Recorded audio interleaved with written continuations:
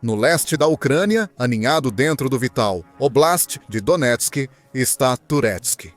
Uma vez uma cidade movimentada de cerca de 30 mil pessoas, Toretsk foi reduzida a uma sombra de seu antigo eu graças à brutal ordem do presidente russo Vladimir Putin para tomar a cidade. Agora, apenas dezenas de civis permanecem, ao lado de soldados e cadáveres, milhares deles, sendo a grande maioria russa. Turetsk é o estádio da morte para a Rússia, já que Putin sacrificou 50 mil de seus soldados, e ele ainda não consegue quebrar a cidade.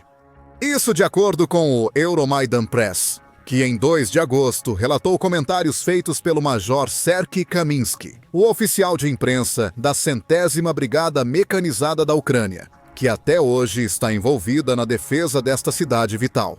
Kaminsky diz que Putin sacrificou muito mais tropas do que jamais valeria a pena. Para o altar de Turetsk, 50 mil pessoas, isso é um estádio europeu de bom tamanho, cheio até a borda. Mas o regime do Kremlin não trouxe essas pessoas para o futebol. Ele as trouxe para morrer perto de Turetsk, disse Kaminsky. Em um vídeo do YouTube, publicado pelo exército ucraniano em 1º de agosto, desses 50 mil soldados, acredita-se que 20 mil tenham sofrido baixas irreversíveis, relata a Euromaidan. Isso significa que eles estão mortos e provavelmente foram deixados para apodrecer nas ruas queimadas de Turetsk, ou foram feridos de forma tão grave que seria impossível para Putin enviá-los de volta para a guerra. E ao considerar o fato de que Putin é um líder que tem um histórico de reciclar suas tropas feridas ao ponto de enviá-las de volta para as linhas de frente de muletas, essas devem ser algumas lesões graves. Esta está longe de ser a primeira vez que se ouve falar de grandes perdas russas dentro de Turetsk. Putin quer a cidade desesperadamente, e ele tem permitido que suas tropas morram para consegui-la desde 2024. Em março de 2025, a RBC Ucrânia informou que a Rússia não estava apenas experimentando uma taxa de baixas massiva, mas também tinha mais de 13 mil soldados desaparecidos em ação, que deveriam estar lutando em Teretsk. Muitos desses soldados provavelmente estavam mortos, com suas mortes não registradas, pois seus camaradas simplesmente os deixaram para trás nas ruas onde caíram. Também parece provável que pelo menos alguns dos 13 mil que não foram contabilizados naquela época desertaram.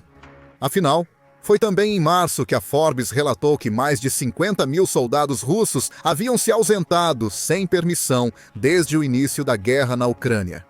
Alguns deles, provavelmente, vêm do desolado campo de batalha de Turetsk. Dado o enorme índice de baixas que agora se sabe que a Rússia sofreu na cidade, é fácil entender o porquê. A pergunta óbvia agora é: como isso está acontecendo? Afinal, a Rússia tem uma clara vantagem numérica em Teretsk. Seria necessário se perder os 50 mil soldados e continua contando com os esforços desesperados de Putin para tomar a cidade. Parte do motivo pelo qual essa taxa de baixas é tão alta é por causa dos esforços da 100ª Brigada Mecanizada separada da Ucrânia.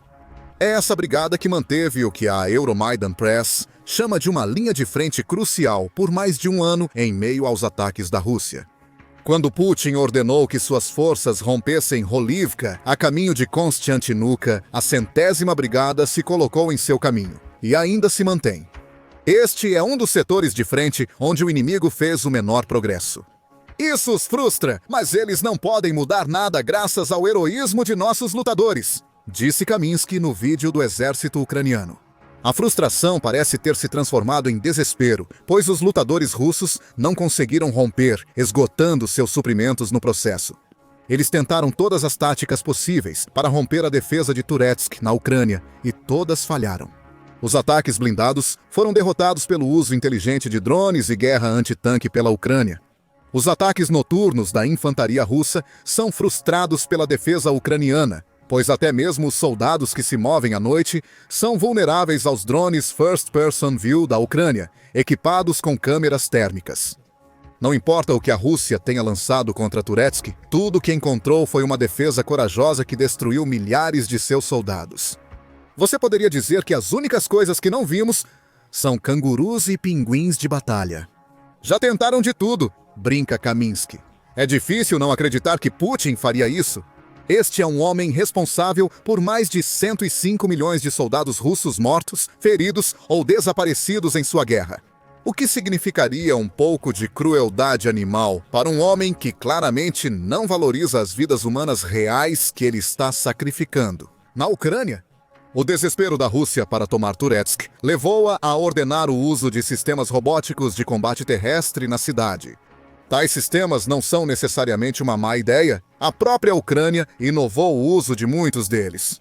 Em 14 de julho, o Conselho Atlântico apontou que a Ucrânia usou drones terrestres para tudo, desde invadir trincheiras inimigas até entregar suprimentos e evacuar seus soldados das linhas de frente. Mas desses usos, há uma dica sobre o que os drones terrestres fazem de melhor: atravessar território relativamente aberto, como o visto nos campos e florestas, onde a guerra de trincheiras é comum. Em um ambiente urbano como Turetsk, onde escombros alinham as ruas, as únicas rotas reais para drones terrestres são as poucas estradas restantes totalmente abertas e facilmente assaltadas. Esses robôs são tão vulneráveis quanto as tropas que Putin sacrificou. Prédios altos em milhares de toneladas de escombros é o terreno que os novos robôs da Rússia devem atravessar, diz Kaminsky. Essas ruínas são de difícil travessia, tanto para humanos quanto para sistemas robóticos. Então, não só Putin está ordenando ataques que resultam em milhares de seus soldados sendo mortos ou feridos, mas ele está demonstrando sua inaptidão tática de outras maneiras. Drones terrestres não deveriam estar em Turetsk.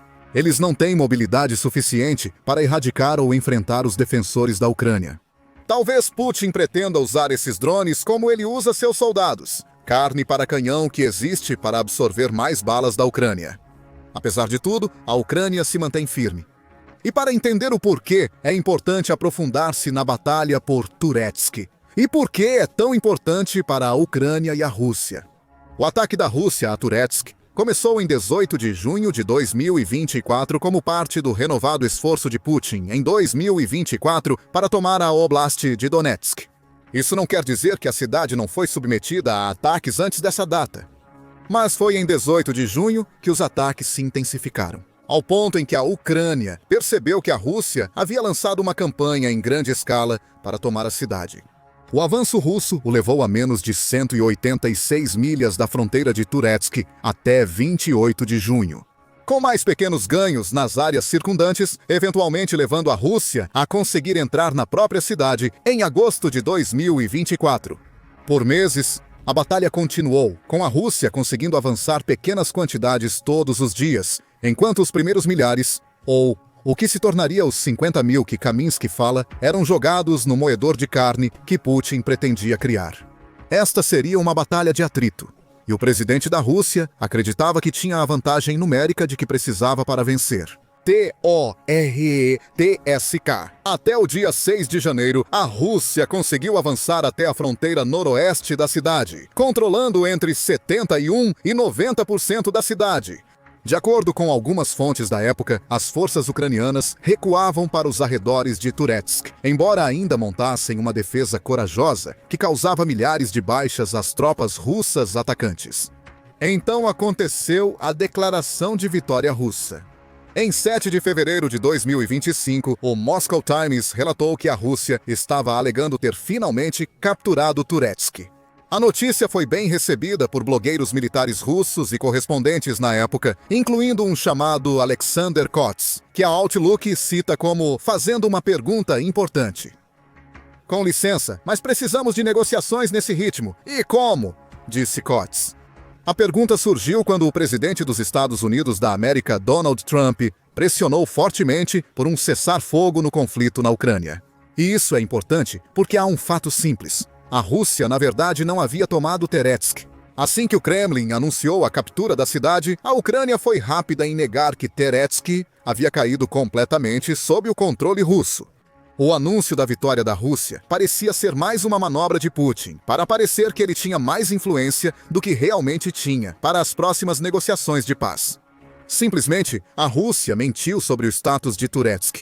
E existem muitas outras mentiras como essa, como você pode descobrir em nosso vídeo que cobre a recente alegação da Rússia de ter tomado Chasiv Yar. Junto com várias outras mentiras, Putin é informado durante uma suposta operação militar especial. A realidade era que os combates ainda continuavam em Terezk. No final de fevereiro até o início de março, a Ucrânia lançou um contra-ataque massivo, que quase cercou as forças russas que ocupavam o norte de Terezk. O Instituto para o Estudo da Guerra também apontou que a Ucrânia tinha uma vantagem quantitativa de drones na cidade e estava ativamente conduzindo missões de reconhecimento e sabotagem ao redor de algumas das minas mais importantes de Turetsk. Mais sobre essas minas em breve. Embora a Rússia supostamente tenha conseguido repelir o contra-ataque ucraniano, Terezk estava longe de estar tão ocupado quanto o país afirmava. Em abril, a Ucrânia Wire relatou que a Ucrânia ainda mantinha uma série de posições estratégicas dentro da cidade que estavam defendendo contra os ataques russos. As posições ucranianas eram elevadas e defensáveis. O clima adverso obrigava a Rússia a avançar sobre montes de escória usados como fortificações improvisadas.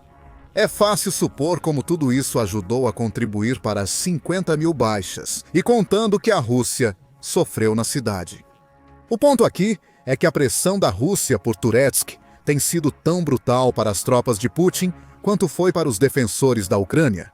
A Rússia controla a maior parte da cidade, mas não a cidade inteira. E as defesas da Ucrânia ainda são tão rígidas nas poucas partes de Turetsk que a Rússia não ocupa que... Putin está gastando milhares de tropas a mais só para tentar desalojar os adversários. Se a 100ª Brigada tiver algo a dizer sobre isso, essa situação continuará por muitos meses, custando mais a Putin muitos de seus soldados, enquanto ele tenta e falha em tomar uma cidade na qual ele já reivindicou vitória. Infelizmente, Terezk hoje é uma cidade fantasma. Fotos publicadas pela RBC, Ucrânia, em 14 de abril, mostram edifícios outrora orgulhosos enegrecidos pelo fogo de artilharia, sombras de seus antigos eus. Uma cidade que já teve uma população superior a 30 mil, tinha apenas 48 pessoas restantes na época. Os intensos bombardeios em todas as rotas impediam a evacuação dos poucos civis remanescentes. Ainda assim, a Ucrânia defendeu. E isso leva a talvez a pergunta mais importante deste vídeo. Por que Putin está tão obstinado em tomar Terezk? Afinal, suas tropas praticamente arrasaram a cidade ao chão. Portanto, é evidente que ele não deseja Terezk por nenhum apelo cultural, ou porque se preocupa em tornar Turetsk uma parte ativa de sua visão de uma Rússia renovada. Mas existem muitos motivos pelos quais Putin está disposto a sacrificar 50 mil soldados ou mais para os ucranianos que ainda defendem Turetsk. Começando com algo mencionado anteriormente. Terezk é uma cidade mineradora. A cidade foi desenvolvida para a mineração de carvão no século XIX, e o carvão ainda era extraído, segundo a British Broadcasting Corporation. Em maio de 2022, naquela época, a cidade já havia sido bombardeada, incluindo um ataque a uma mina de carvão em junho, que causou baixas civis. Ainda não havia presenciado o bombardeio intenso que a transformaria em uma cidade fantasma. Os mineiros de carvão ucranianos continuavam trabalhando, mesmo entre os estrondos esporádicos de artilharia. Obviamente, a Rússia precisa de mais carvão. Como o Moscow Times relatou em 28 de julho, a indústria de carvão do país está à beira do colapso. Uma combinação de queda nos preços globais e sanções prejudicou severamente o setor. Os números não são nada agradáveis para Putin. O consumo global de carvão cresceu 47% em 2022. Em 2024, o crescimento desacelerou para 1%, fazendo os preços despencarem de $400 por tonelada no final de 2022 para $100 em maio de 2025. Esse colapso geral do crescimento do carvão faria qualquer pessoa de bom senso acreditar que Turetsk não vale o esforço apenas por suas minas. Mas isso pressupõe que Putin não está preso aos seus métodos. Apesar dos problemas, o carvão ainda é uma indústria importante para a Rússia. Ele representou cerca de 1% do produto interno bruto do país em 2020. Putin provavelmente acredita que pode ganhar mais dinheiro com o carvão em um futuro onde a Rússia tenha assumido mais partes da Ucrânia. Turetsk é um lugar onde ele pode obter mais carvão, o que significa que também pode entregar mais dinheiro para a Rússia. No entanto, isso é um benefício potencial futuro. As minas de carvão em Toretsk, ainda uma zona de guerra com milhares de baixas russas, estão inoperantes no momento. Em um sentido mais imediato, Putin também quer Toretsk, porque é uma cidade estrategicamente significativa.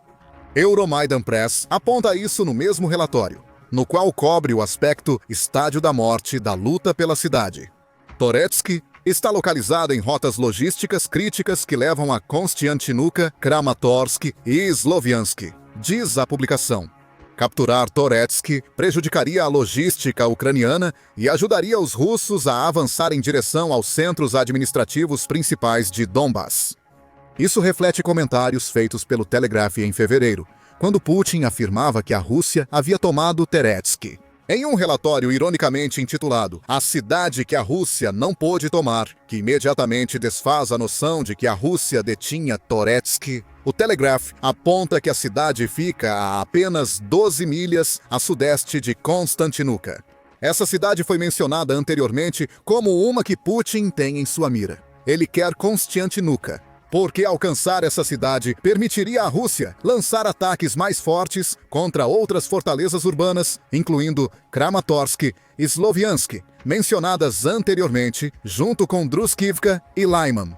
Tomar essas cidades e o controle de Donetsk se segue. Esse é o objetivo final de Putin com seus ataques a Toretsk, junto com a possibilidade de usar a cidade como base para um avanço em Konstantinovka. A Rússia também poderia cortar algumas das linhas de suprimento, das quais a Ucrânia depende para abastecer suas tropas. E ao passar por Donetsk, as minas seriam um bônus. A vitória da Rússia em Toretsk prepara o cenário para a captura total de Donetsk, pelo menos na mente de Putin. E Putin realmente quer Donetsk. O que está sendo visto em Toretsk agora é apenas um microcosmo da campanha muito maior de Putin para tomar a região de Donetsk. Início sério em 2024. Embora Donetsk tenha sido um foco para Putin desde que ele lançou sua invasão, essa ofensiva é vital para Putin por várias razões. A primeira dessas razões é um tanto simbólica. Donetsk e a região mais ampla de Donbass, da qual Donetsk faz parte, são pedaços de território que Putin vê como russos em tudo, exceto no nome. Já ele usará o fato de que cerca de 1/3 da população de Donbass é de etnia russa, e que o russo é a língua mais falada em Donbass, como evidência de suas alegações. O Donbass, em geral, fica bem longe dos centros metropolitanos de Kiev e do resto da Ucrânia Ocidental, o que também contribui para a área, tendo uma identidade cultural diferente. Como resultado, movimentos separatistas pró-russos existem em Donbass e Donetsk há anos. Foi apoiando-se nesses movimentos que Putin conseguiu lançar sua primeira campanha de agressão no leste da Ucrânia, em 2014. Naquele período, a Rússia fracassou, apesar de anexar a Crimeia. O que está sendo visto agora na invasão total de Putin é um líder que está tentando terminar o trabalho que começou em 2014. Donetsk e o Donbass se tornarão parte da Rússia, porque é isso que eles sempre deveriam ser, pelo menos na ideologia distorcida de Putin. Mas se acha que Donetsk é importante para Putin apenas por seu significado simbólico, pense novamente. Como é tão frequentemente o caso, há um motivo oculto em jogo. Minerais, muitos minerais, além do carvão em Toretsk que já foi falado. A Ucrânia abriga 22 dos 34 minerais que a União Europeia classifica como críticos, conforme relatado pela Al Jazeera em fevereiro.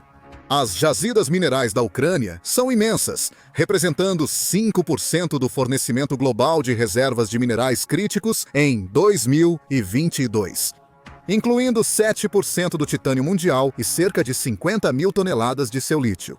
A Ucrânia tem 20 mil jazidas minerais registradas, das quais 8.700 são comprovadas e abriga 117 dos 120 metais e minerais mais usados no mundo. E adivinhe onde se encontra uma grande parte dessas jazidas? Sim, Donetsk, o Donbass em geral, é uma mina de ouro rica em minerais que Putin quer reivindicar? Com esses minerais vem dinheiro e, talvez mais importante, influência global. O lítio de Donetsk, por si só, já é uma grande vitória para o precedente russo. A região é lar do campo de minérios de lítio Shevchenko, que é um dos maiores depósitos da Ucrânia, de um material que é usado na maioria das baterias do mundo. Existem literalmente centenas, se não milhares de bilhões de dólares desses minerais no Donbás. Apesar de Putin alegar querer tomar Donetsk para os russos étnicos que vivem na região, seu real interesse está no dinheiro e na influência. O controle sobre essa região concederia à Rússia Toretsk, que poderia ser a chave para tomar Donetsk. É por isso que Putin está feliz em sacrificar 50 mil de seus soldados, junto com quantos mais vierem para tomar a cidade.